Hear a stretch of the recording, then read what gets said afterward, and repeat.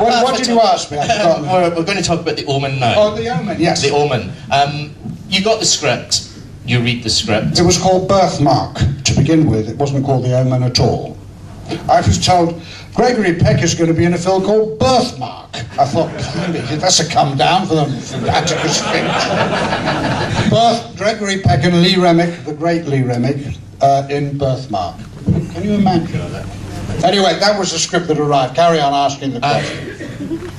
What were your initial thoughts when reading it? Were you horrified at your character's demise? No. And again, I'm not being facetious. You get sent a script to have at least the chance of being in a major film, especially with Gregory Peck. You don't think about things like that. You think, am I going to get the job, whatever it is?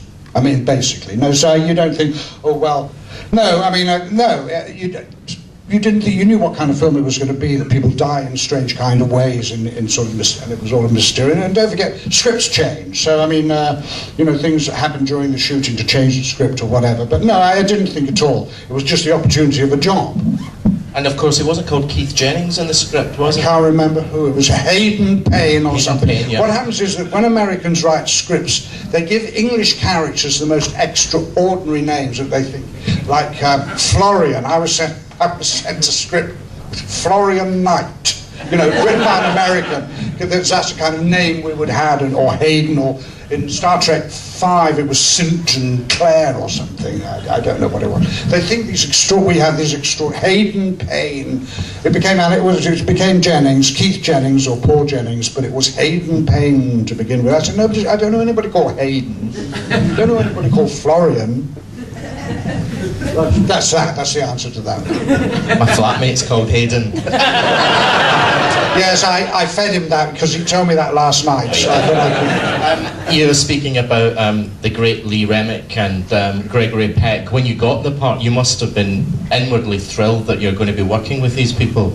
Absolutely. I mean, there's really nothing to add to that, to say yes, to have the chance of working with. Again, when I was at school, I used to see Gregory Peck.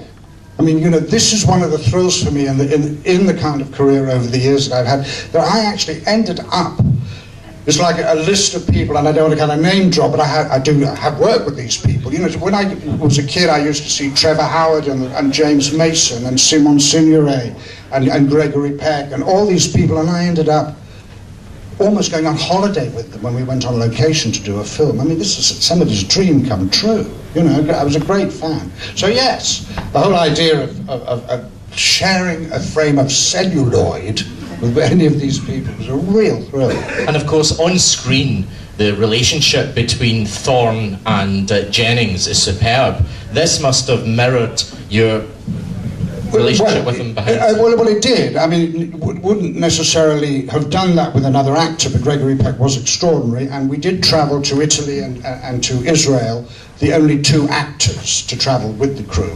So we spent a lot of time together, and we talked a lot together and had a lot of fun, and I really can't, there's not details I won't go into, but to say it was one of the happiest working relationships with another actor who happened to be a big Hollywood star, who was just really an ordinary person. I mean, he behaved like an ordinary person, although he couldn't help but have the aura of something extraordinary about him when he walked down the street.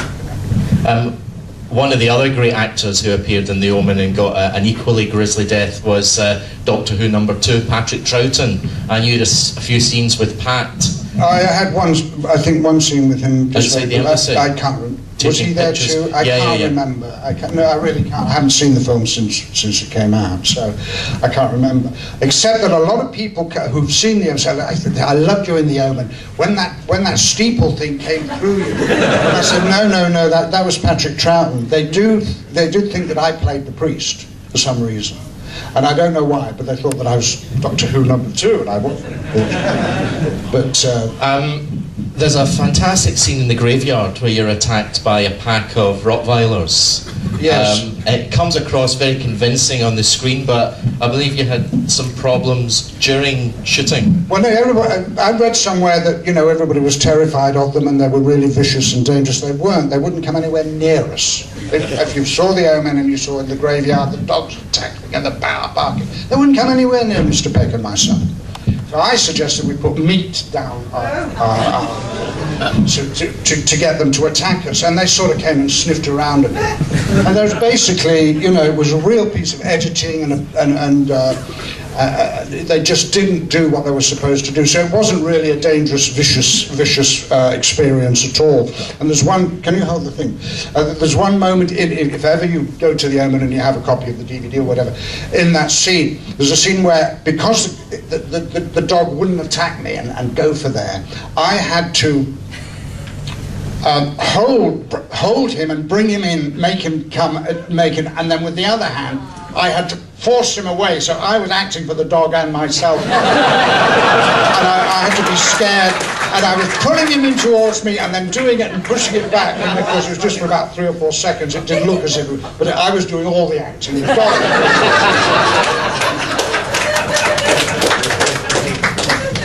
You can't beat that, can you? Did you know, here's an interesting piece of trivia, that the film company had to pay the local mafia protection when you were shooting in Italy? That's interesting. And I think we were introduced to a couple of people who they said were the local godfathers, but that was just in off time. I don't know. I'm not surprised. No, I heard more of the rumours that the film was kind of had all sorts of curses on it, and there were all sorts of extraordinary things supposed to have strange things during the filming because of the subject matter, which, to my knowledge, weren't true at all. You know, the curse of the Omen and things happen. You know, sort of like 10 years later, somebody who worked on the Omen tripped over in the street. You know. That kind of thing. So you know, it may be the mafia were involved. We were shot in Rome, and I'm sure that payoffs happen. But then, of course, it's not only mafia that get paid off. You know, in New York, people get paid off who aren't mafia. In London, I'm sure you have to pay somebody off to do something. So, yeah, I'm not surprised. I don't know. I wasn't aware of it. It's just that the taxi driver in the scenes that with you and Gregory Peck was the cousin of the local Don. Well, now, there is a very, if you go back to see that film, you'll see, now that's very interesting. I didn't know that, because the taxi driver, in a rehearsal, that Gregory has to get out and close the door. And what happened in the rehearsal before we were about to shoot with this taxi driver, he slammed the door on the taxi driver's finger. Blood everywhere. So Peck shouted out, "Get him to a hospital, anything that needs to be done, I'll pay for it." So he was whisked off there to hospital. We all had to break, and he came back later in the evening with his finger bound. So if you look carefully, I think you'll see the taxi driver one moment with his normal hand, and a little bit later you'll see, if you ever look for it, you'll see he's got and in between there. And I said to him, I said, so we all had to break for about 3 or 4 hours because we had to finish that scene that day, and he wasn't critically hurt, but he was hurt enough, then blood. So we broke for dinner, and the guy came back and said, that was amazing, because Peck and I could really talk to each other. It was really wonderful friendship, as we discussed. So I said, it was absolutely amazing. You just took control of the situation. I really admire you. You just got them to get the ambulance, and the blood was everywhere, and you offered to pay for the plastic surgery, and you offered to do this, you offered to do that. And he said, yeah. However, it didn't stop me having a wonderfully bloody steak for dinner and a fantastic bottle of, and he just went on about what a wonderful dinner we had while this man was being stitched up. So yes, I didn't know that, but thank you for letting me release that story about that incident. Did you watch the finished result of the movie? Have you seen? Well, you certainly have to see. I don't really enjoy watching myself, and there's a lot of stuff I've done that I haven't seen. But sometimes you have to see it because you do the voice work afterwards. You have to put some voice to the stuff, so you have to watch it. Yes, I did watch it once. What are you getting round to? I know what you're getting round to here. The decapitation scene. The decapitation scene. I saw the decapitation scene once, but during the filming I chose not to watch that. And in fact, I'm not even sure I was in the studio when they shot